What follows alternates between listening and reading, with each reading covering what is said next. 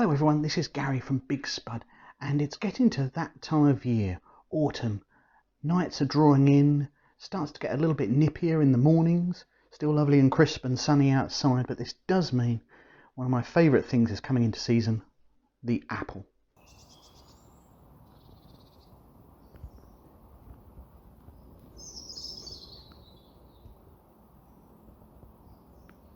I have a really great cake I want to share with you today. The recipe says Norwegian apple cake. It's from a Marks and Spencer's book from the 70s. I don't know what's Norwegian about it. Maybe actual pastry chefs can comment down below and let me know why it's Norwegian. But it's a great recipe. Makes a wonderful use when you have a glut of apples from your garden. Start by getting the oven onto 180 degrees C.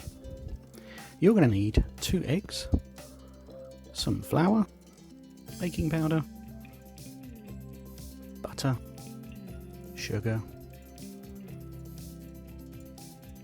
milk, and of course some lovely apples, kindly donated by a friend in this case. Get a 15cm square tin or tray, line it with baking paper. To get it to even out, I like to squish it up first and then unfold it. I find it keeps its shape much better this way.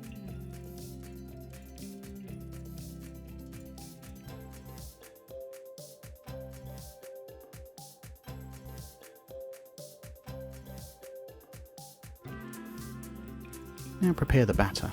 Combine the eggs and the sugar until a whisk leaves ribbons.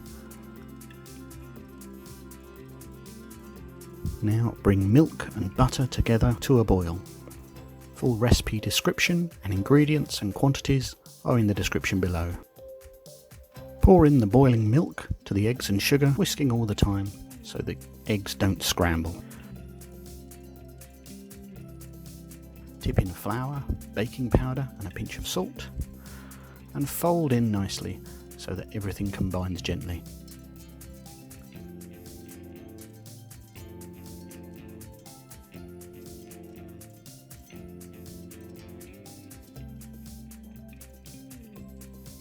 Folding this way helps keep the air in the batter. Make sure there's no lumps of flour left. Pour into your baking dish.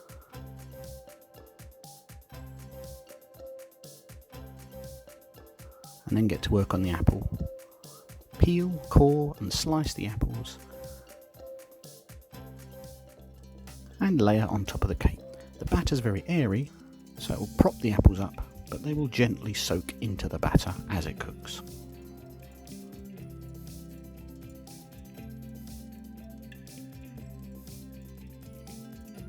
Bake in the oven for 40 to 50 minutes until it's golden brown and risen, bounces back gently, and a skewer comes out clean. Leave to cool,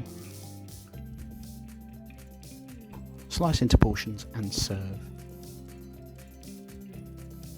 Goes really nicely with cream or custard or ice cream, but to be honest, it's a good enough cake to eat on its own.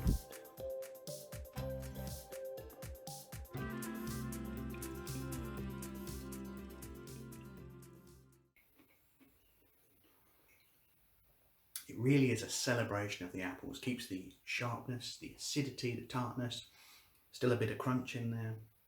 But this really sweet batter, lovely crust on the top, absolutely delicious. Hope you give it a go. If you enjoyed that recipe, share it with someone you know you think would like that. Anyway, have a great day.